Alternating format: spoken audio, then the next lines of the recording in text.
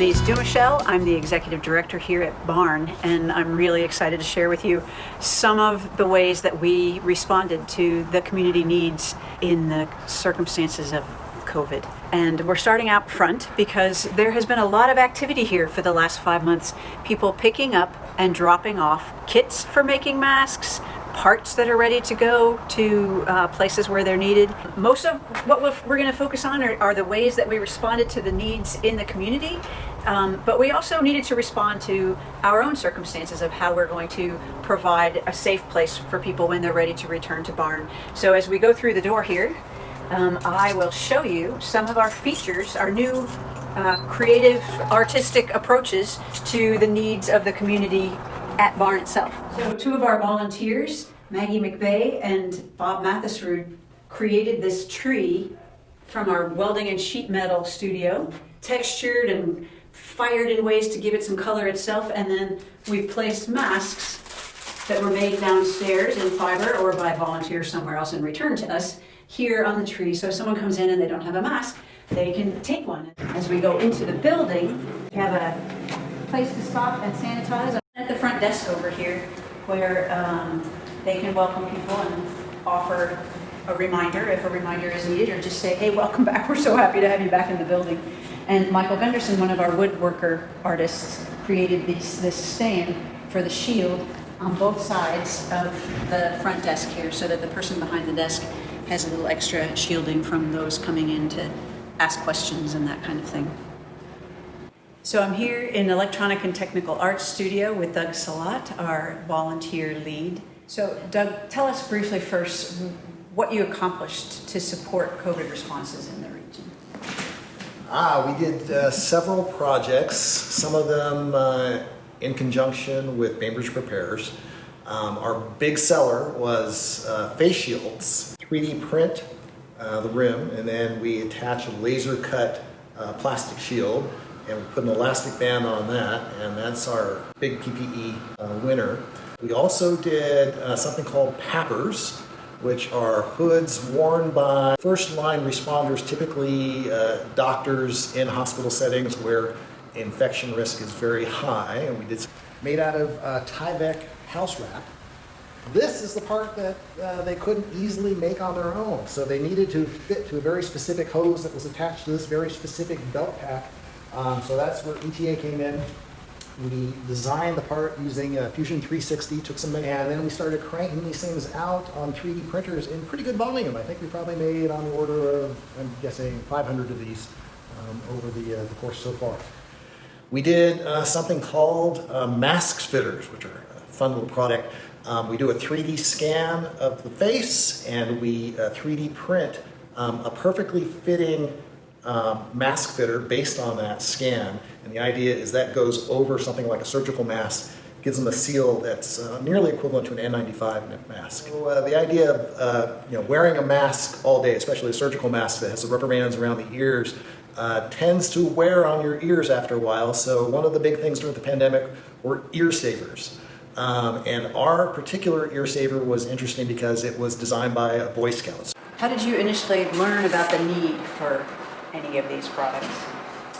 We have lots of volunteers and members here at Barn. So I think the first idea actually came in-house from a member who, we were all concerned about both the lack of PPE, but the big thing early in the pandemic was the lack of ventilators. Then we started getting contacted by other people outside of Barn that had their own 3D printers, and they said, is there any way that I can help? And that was a fairly common refrain. So we basically started doing a loose organization of volunteers, both in-house and outside, people that had 3D printer access. And we looked at various designs, and we relied heavily on Bainbridge Preparers to vet those designs. They have a medical staff that they consult with, so they were able to tell us which of these designs were preferred, and then we could start cranking them out with this army of 3D printers. Well, thanks so much for taking the time to share some of these stories. Thank you for all the work that you're doing and this whole team of volunteers. Sure. So now we're in the Fiber Arts studio with the Fiber Arts lead, Fran Fuller, who orchestrated a massive mask making project beginning back in March and continuing through the summer. Fran, maybe you can start with describing to us how you learned that there was a need for this. Well, really the first thing that happened was Bainbridge Prepares reached out to us to ask us to make a few mask prototypes. And they gave us some guidelines, several scientific papers that talked about different mask materials. But really they just guided us on how to choose among those materials and to pick one. And so I picked some and started making some prototypes. And the one that we ended up landing on was this prototype was made from a terry cloth towel. And one of the articles that Bainbridge Prepares had given us specified a specific weight of terry cloth that seemed to catch virus best when it's coming out of your mouth. I realized that Bainbridge Prepares was going to want not just some prototypes of the masks, but a whole lot of masks. And so we started figuring out how we could do an assembly line to put the mask kits together here in the studio. For a while, we were taking home towels and cutting them to the right size, and then someone had an industrial fabric cutter, and she said, this is what happens in places like Barn, and just volunteers sort of popping up with, oh, you need this? I think I can help. And she was a classic example of that because it simplified things greatly. The goal was to preserve the N95 masks for the health professionals who would need them. But still, patients who were symptomatic would need something to catch their coughs. And so at that time, the terry cloth did seem to be the right thing to use, so the best thing to use. And so we made about 2,500 of those masks that we gave to the City of Bainbridge Island Emergency Operations Center, the EOC, is who we gave those to. But another drawback of terry cloth is that it's really hot. And so I think when winter comes again, people will be getting out their terry cloth masks and putting those on. But then you progressed to these colorful alternatives. We did. We had the very great fortune of having someone several years ago donate a lot of fabric to Barn when she was unable to open a quilt shop as she had intended. And so we ended up making these really beautiful, colorful masks. This is a huge project with more than 100 volunteers, right? Yeah. And some of them sewing and some of them doing kits and cleaning and all that kind of thing. But also with kits going out and finished masks coming in and needing to be evaluated and all that. How did you organize the logistics of all of this? At first, one of the things that we realized immediately was that it would be really difficult to have a lot of people crowding the front door of Barn to come and pick up a kit or to drop off a kit. So we ended up creating these no-touch pick-up and drop-off stations. Those drop-off stations are still out there. And so what we ended up doing was putting tags on all of our kits that have the date and the style of kit that it is, the number of the kit, and then I wrote the person's name on the kit. And so we would set up the slots for, say, that day's kit number 1 through 10 would come from 9 o'clock to 10 o'clock to pick up their kits. And then from 10 o'clock to 11 o'clock would be number 11 through number 20, so that we could really space out having people come to pick up their kits. And the kits were these very fancy containers. Yeah, the kits were fancy containers. We just had a regular grocery bag. So a volunteer would come and first pick up a grocery bag, and then the volunteer would come and pick up enough material to make the number of kits that were going to be in the number of masks that were going to be in that kit, usually 12. And so she would put that in. And then if the kit was a kit to make a mask with elastic ear loops, she would pick up enough elastic and put that into the kit. Then she would put in a stack of nose pieces, and usually it was about 12 nose pieces, but she would put that into the bag. Then she would add a sheet of instructions, and then I would be able to come along and staple the label onto the bag. And so that's how people knew what their bag was. I think the most that we gave out one day was 45 or 50 kits. I asked people to bring back the kit with their name and number on it so that I was able to check it into an Excel spreadsheet and keep track. You were here a lot for several months straight, and so were other people, but you were the glue. What did you get out of dedicating several months of your life to this? Well, one thing was that it felt good to really be able to do something to help. And then it felt good to have something concrete to do that I knew would offer something to the community. And when I sent emails to my Google group of people who sewed for this project, I would always feel kind of I had to keep myself from crying a little bit when I would write the emails, because at the end I would always say, thank you for what you've given to the community, because it really was a gift from them to the community, and it made me feel happy to be able to participate in that. Plus, I'm kind of a newbie on the island. And when this started, I hadn't even lived on the island for a year yet. So it was great to be able to meet all these wonderful people, to say, oh, this person's coming to pick up this kid. I'm going to change this label because I know that she'll want this particular style or something like that. So there was some cases when I could really get to know the people who were sewing and kind of personalized. So that was fantastic. And so having that ability to meet people and then to do something concrete for our island was really great. I'm here now with Megan Mayles, who's our events coordinator at Barn and has been very involved with kitchen arts as well. And she has been managing Barn Bites since we got started back in March, even with the gap over the summer. And now we have a grant from Bainbridge Community Foundation to keep this going through the fall. Megan, tell us how you found out about this need to begin with. So when COVID first began, and especially when we had major shutdowns across the state, we realized that a lot of the community might be out of work, and there might be a rise in food insecurity for families and people across Bainbridge.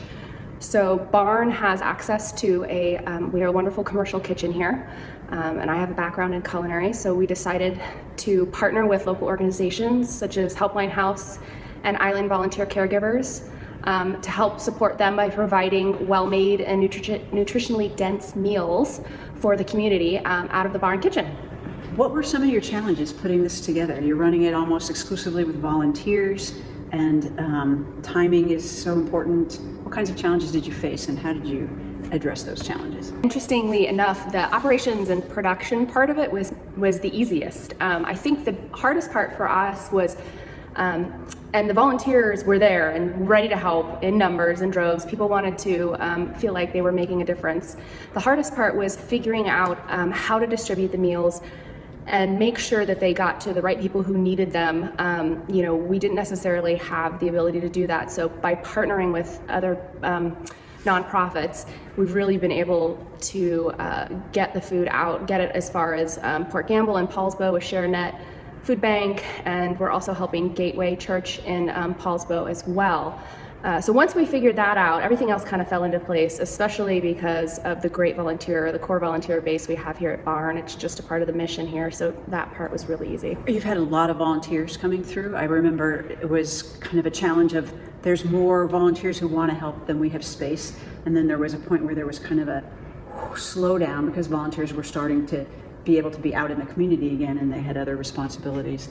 And now you're getting started again. How's it going with the volunteer organizing and sign-ups and things? For us, maintaining a good core group of volunteers is really important because the tasks that they do, if they can do them week after week, it tends to make things go a lot quicker.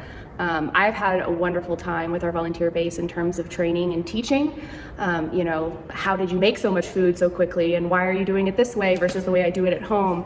Has been a really interesting and fun opportunity for people to learn new techniques, and that's kept a lot of our volunteers on the regular in terms of helping us out. We are seeing a little bit of a decline just because people are back at school and they, with the kids home, they want to be there to support their families, but we still have a great group. If anybody is interested in volunteering, we are also, open to that. There is some training involved, but it's a very relaxed kitchen space. No one's going to yell at you like Gordon Ramsay. And you might learn something while you're there as well as helping the community and helping feed people and make great food. How about young people, teens, and high school students? Have you had some involvement there as well? We have had a great mix of youth come through the kitchen. We had some volunteers over the summer when kids had free time. Some were trying to get their volunteer hours for the Honor Society and other things. I love having youth in the kitchen. There's a certain energy involved there. There's an exposure to commercial cooking that I wish I had had as a youth that I didn't have. So we are working with the high school and other organizations to see if we can still maintain a youth component during the school year. There's definitely opportunities for some career learning and career training as well. We are producing like a commercial kitchen with all the equipment enforcement and all the health and safety standards. So it would be a good intro for anyone who's really interested in maybe a career in culinary. What have you learned or gained from being part of all of this? I've learned and gained a couple of things. My husband mentioned that I seemed really happy, and I realized I missed being in a kitchen and cooking food. I've been out of it for a while in terms of managing spaces and doing events, and getting back in there. There's something about people eating and enjoying something that you created, especially when you're doing it in large volume and you're getting such great feedback on the food itself. That stuff feeds my soul and is the reason why I do this for a living. But it's also kept me sane during COVID. I gotta tell you, it's kept me busy, it's kept me active, it's kept me engaged in the community and with our community partners. Having some time off from Barn, this role really got me moving again. And on top of that, just the benefit of being to help others on top of staying busy has been a real blessing. So, what's on the menu this week?